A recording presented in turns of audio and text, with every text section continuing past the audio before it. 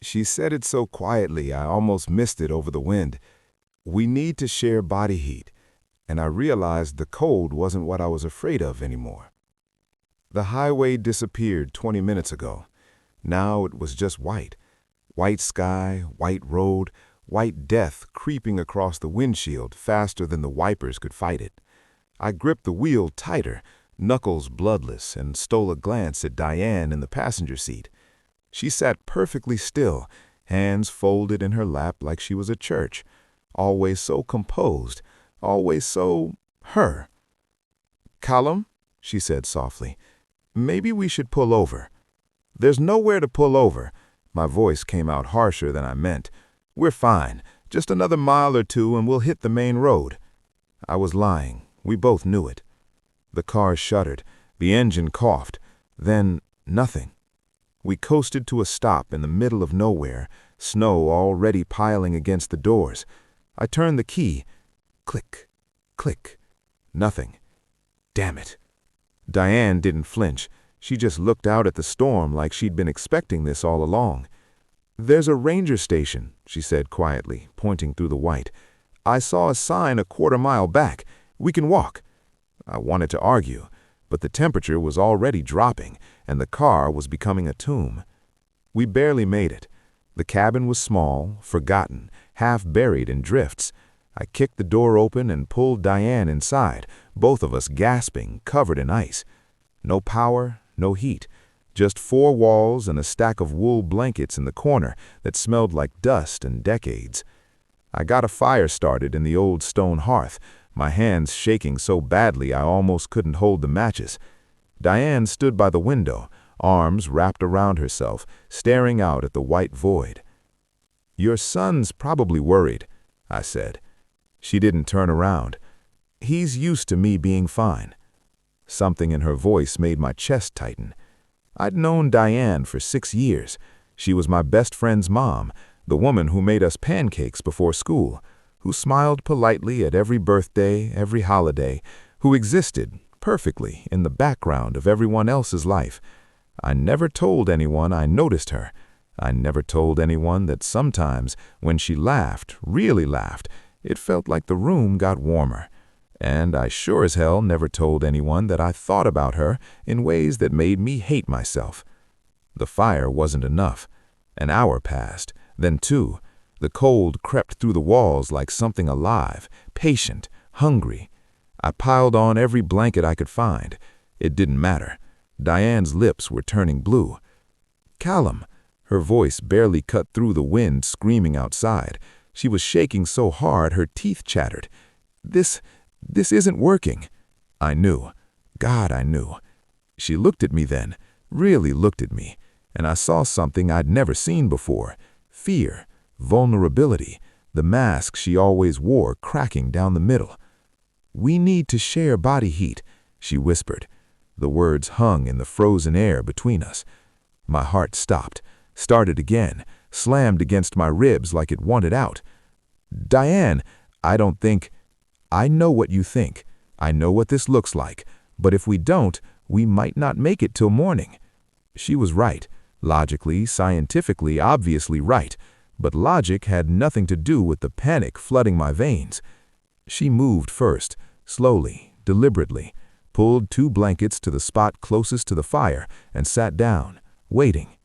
I couldn't move. "Callum," softer now, almost pleading, "please."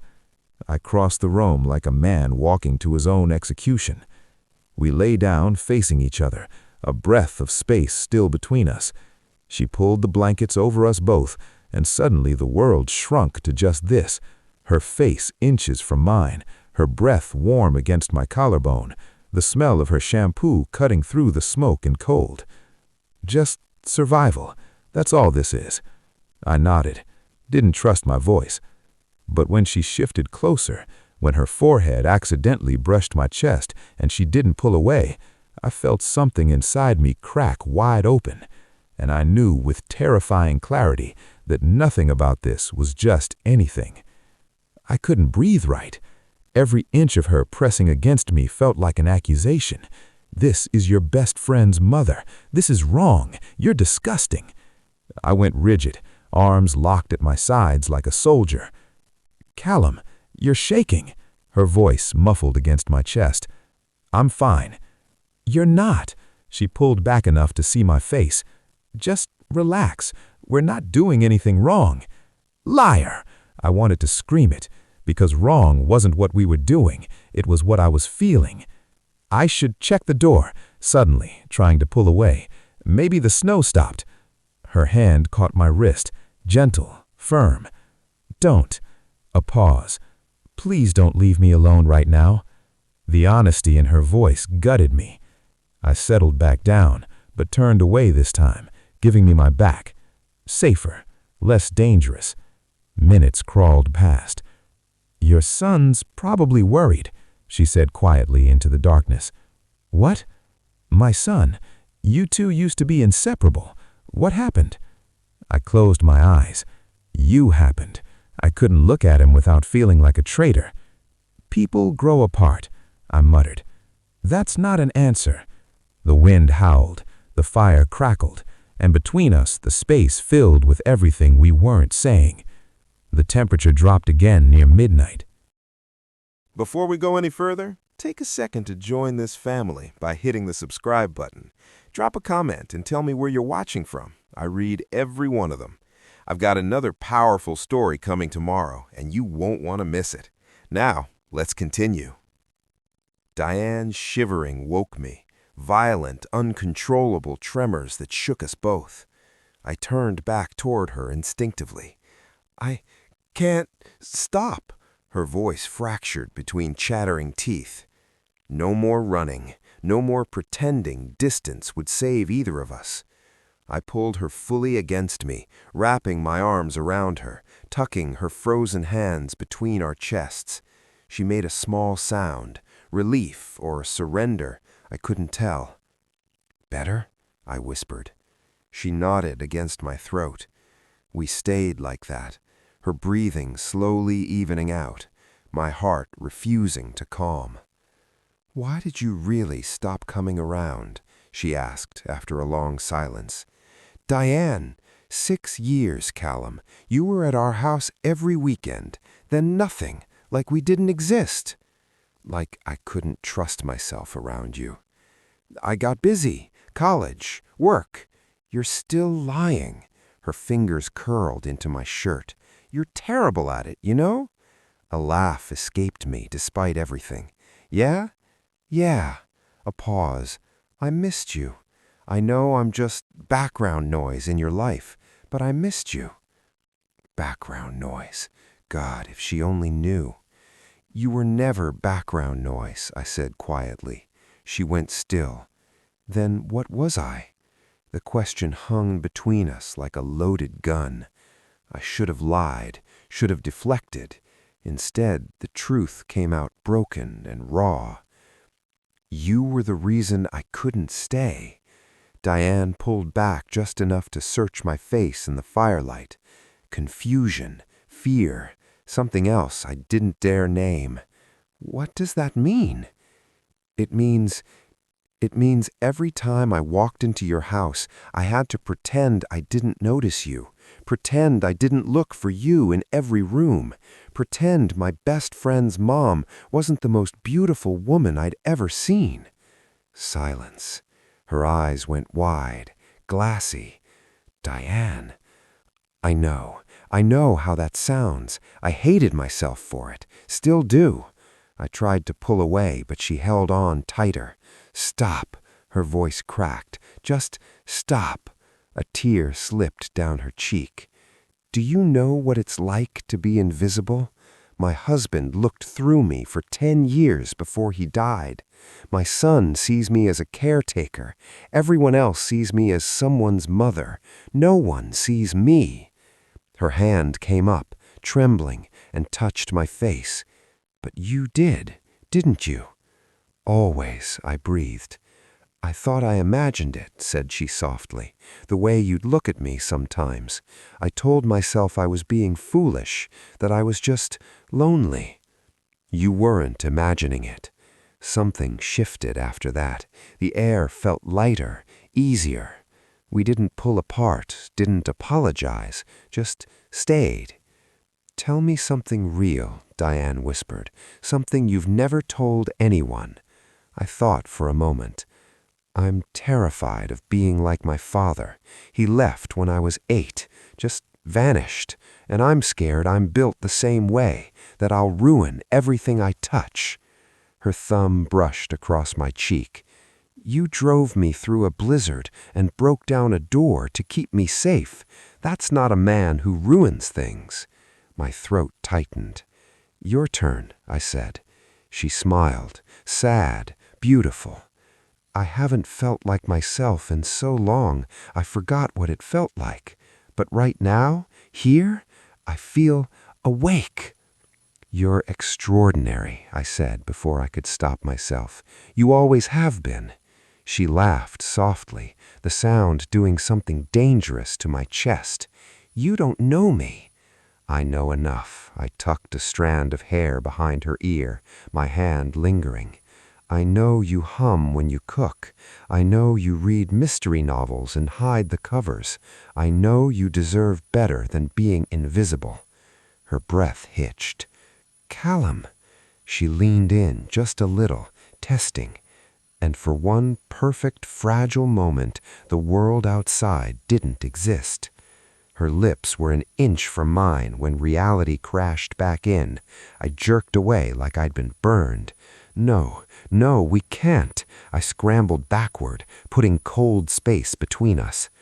"Diane," she flinched like I had slapped her. "Callum, I mean, your best friend, was. God, he was, and I destroyed that because I couldn't stop." I pressed my palms against my eyes. "This is exactly why I left, because I knew I'd ruin everything." "You're not ruining anything. I'm thinking about kissing my best friend's mother in the middle of a goddamn blizzard." My voice cracked. "What kind of person does that make me?" She stood slowly, wrapping a blanket around herself like armor. Her expression shuddered, that familiar mask sliding back into place. "The kind who's honest," she said quietly. "But clearly, honesty isn't what you want." "That's not fair." "Fair?" Her laugh was bitter. "You just told me I was extraordinary, that you saw me, and the second I believed you, the second I let myself feel something real, you made me feel like a mistake." "Diane, I didn't mean—" "Yes, you did." She turned away, walking to the far corner of the cabin. "Just stay over there. We'll survive the night. Then we can go back to pretending none of this happened." The cold between us now had nothing to do with the storm. Dawn broke, gray and silent. The storm had passed. Through the window I could see the snow beginning to settle, the world still and white. Rescue would come soon, maybe an hour, maybe less. Diane sat across the cabin, staring at the dying fire. She hadn't looked at me once since last night.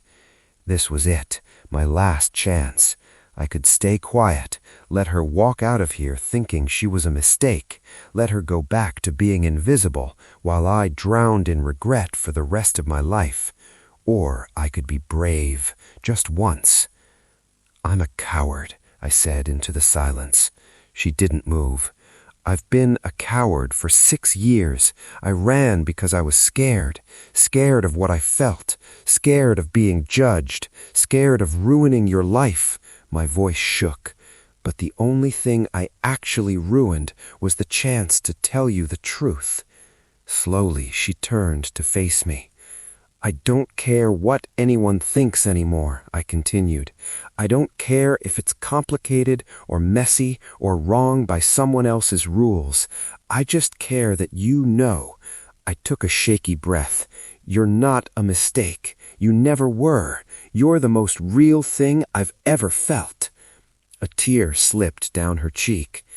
"And if you walk out that door hating me, I'll understand. But I needed you to know that being seen by you, being here with you, that's the only thing I've done right in years." Silence stretched between us. Then she stood, crossed the cabin, and took my face in both her hands. "You stubborn, beautiful fool," she whispered. She kissed me, soft, tentative, like she was afraid I'd disappear. I kissed her back like I was afraid she would. When we finally pulled apart, she was smiling, really smiling, and it was the most beautiful thing I'd ever seen. "What now?" I whispered. "I don't know." Her fingers traced my jawline. "This won't be easy. People will talk, judge. My son." "I'll talk to him. I'll explain."